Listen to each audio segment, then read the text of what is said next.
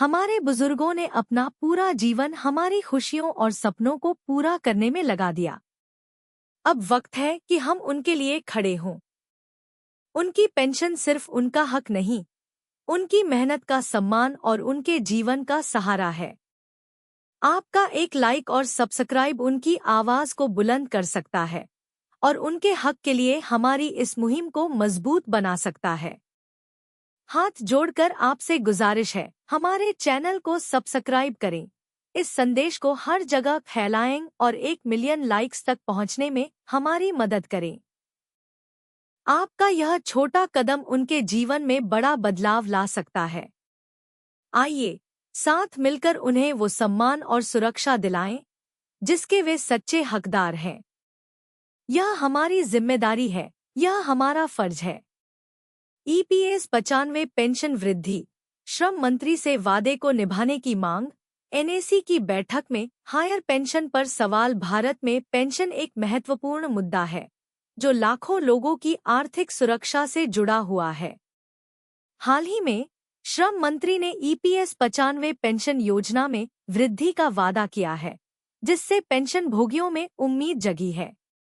यह वादा विशेष रूप से उन लोगों के लिए महत्वपूर्ण है जो कम पेंशन राशि के कारण आर्थिक कठिनाइयों का सामना कर रहे हैं। इस लेख में हम ईपीएस 95 पेंशन योजना, श्रम मंत्री के वादे और इससे जुड़े विभिन्न पहलुओं पर विस्तार से चर्चा करेंगे। साथ ही हम एनएसी की बैठक में उठाए गए सवालों और हायर पेंशन की संभावनाओं पर भी प्रकाश डालेंगे।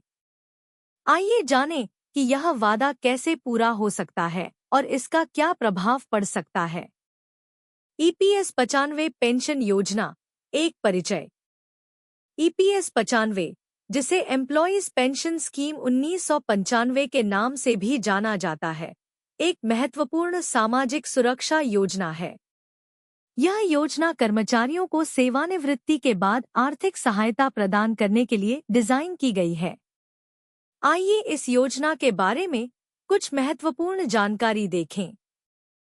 विवरण जानकारी। योजना का नाम पेंशन स्कीम 1995, ईपीएस 95। लॉन्च वर्ष 1995। लाभार्थी निजी क्षेत्र के कर्मचारी। न्यूनतम सेवा अवधि 10 वर्ष। पेंशन की गणना आखिरी 12 महीनों के औसत वेतन का 50%। अधिकतम पेंशन 500 प्रति माह। वर्तमान में प्रबंधन प्रोविडेंट फंड ऑर्गेनाइजेशन, ईपीएफओ। योगदान कर्मचारी और नियोक्ता दोनों से ईपीएस 95 योजना ने वर्षों से लाखों कर्मचारियों को लाभान्वित किया है, लेकिन वर्तमान आर्थिक परिदृश्य में कई लोग इसे अपर्याप्त मानते हैं। यही कारण है कि पेंशन वृद्धि की मांग लगातार बढ़ रही है। श्रम मंत्री का वादा, क्या है प्रस्ताव? श्रम मंत्री ने हाल ही में ईपीएस 95 पेंशन योजना में वृद्धि का वादा किया है।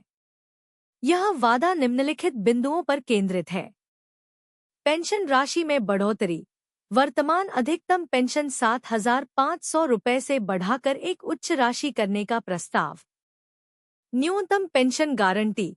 सभी पेंशन भोगियों के लिए एक न्यूनतम मासिक पेंशन सुनिश्चित करना। पेंशन फॉर्मूला में संशोधन। पेंशन की गणना के लिए उपयोग किए जाने वाले फॉर्मूले में बदलाव। डियरनेस अलाउंस, डा, का समावेश।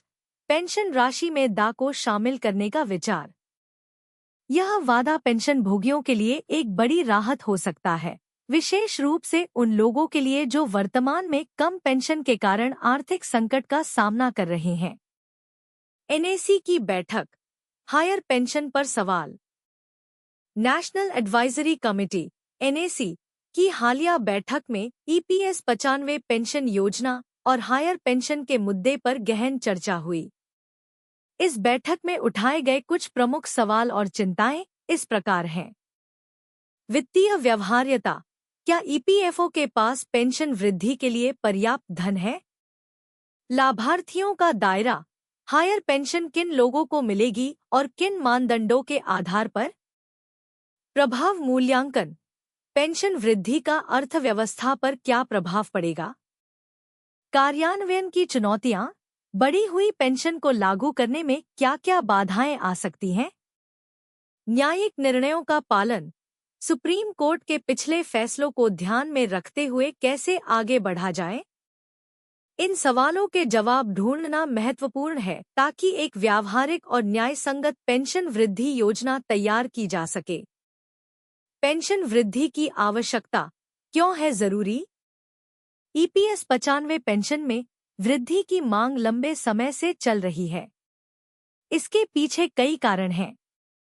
मुद्रास्फीति, बढ़ती महंगाई के कारण वर्तमान पेंशन राशि अपर्याप्त हो गई है।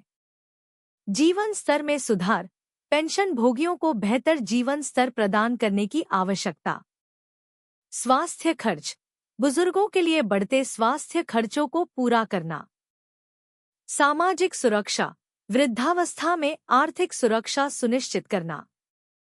आर्थिक असमानता, पेंशन भोगियों और वर्तमान कर्मचारियों के बीच की खाई को कम करना। इन कारणों को देखते हुए पेंशन वृद्धि न केवल वांछनीय है बल्कि आवश्यक भी है। पेंशन वृद्धि के संभावित मॉडल। श्रम मंत्री के वादे को पूरा करने के लिए कई मॉडल प्रस्तावित किए जा रहे हैं। कुछ प्रमुख विकल्प हैं। फ्लैट रेट वृद्धि, सभी पेंशन भोगियों के लिए एक समान राशि की वृद्धि। प्रतिशत आधारित वृद्धि, मौजूदा पेंशन का एक निश्चित प्रतिशत बढ़ाना। स्लैब आधारित वृद्धि, विभिन्न पेंशन श्रेणियों के लिए अलग अलग वृद्धि दरें। इंडेक्सेशन, पेंशन को मुद्रास्फीति या न्यूनतम मजदूरी से जोड़ना। हाइब्रिड मॉडल, उपरोक्त विकल्पों का मिश्रण। प्रत्येक मॉडल के अपने फायदे और नुकसान हैं। सरकार को सभी पहलुओं पर विचार करके एक संतुलित निर्णय लेना होगा। वित्तीय प्रभाव और फंडिंग चुनौतियां। पेंशन वृद्धि का वित्तीय प्रभाव एक महत्वपूर्ण चिंता का विषय है। इसमें निम्नलिखित पहलू शामिल हैं। ईपीएफओ पर बोझ, बढ़ी हुई पेंशन का भुगतान करने के लिए ईपीएफओ के पास पर्याप्त धन होना चाहिए। सरकारी सब्सिडी, क्या सरकार को अतिरिक्त धन प्रदान करना पड़ेगा? नियोक्ता का योगदान, क्या नियोक्ताओं से अधिक योगदान की आवश्यकता होगी? कर्मचारी योगदान, क्या कर्मचारियों को अधिक योगदान देना पड़ेगा? निवेश रणनीति, ईपीएफओ को अपनी निवेश रणनीति में बदलाव करना पड़ सकता है। इन चुनौतियों का समाधान ढूंढना आवश्यक है ताकि पेंशन वृद्धि दीर्घकालिक रूप से टिकाऊ हो। कानूनी पहलू और न्यायिक निर्णय। पेंशन वृद्धि के मामले में कई कानूनी पहलू भी हैं जिन पर ध्यान देना आवश्यक है। सुप्रीम कोर्ट के फैसले, पिछले न्यायिक निर्णयों का पालन करना। संवैधानिक प्रावधान, अनुच्छेद 21, जीवन का अधिकार के तहत उचित पेंशन का अधिकार। श्रम कानून, मौजूदा श्रम कानूनों के साथ तालमेल बिठाना। अंतर्राष्ट्रीय मानक, आईएलओ के दिशा निर्देशों का पालन करना। समानता का सिद्धांत, सभी पेंशन भोगियों के साथ न्यायसंगत व्यवहार सुनिश्चित करना। इन कानूनी पहलुओं को ध्यान में रखते हुए ही कोई भी नीतिगत निर्णय लिया जाना चाहिए। एडवर्टाइजमेंट्स। अस्वीकरण, डिस्क्लेमर। यह लेख केवल सूचनात्मक उद्देश्यों के लिए है।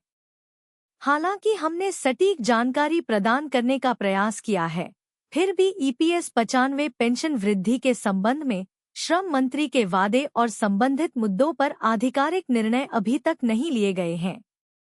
पाठकों को सलाह दी जाती है कि वे किसी भी कार्रवाई से पहले नवीनतम सरकारी घोषणाओं और आधिकारिक स्रोतों से जानकारी प्राप्त करें।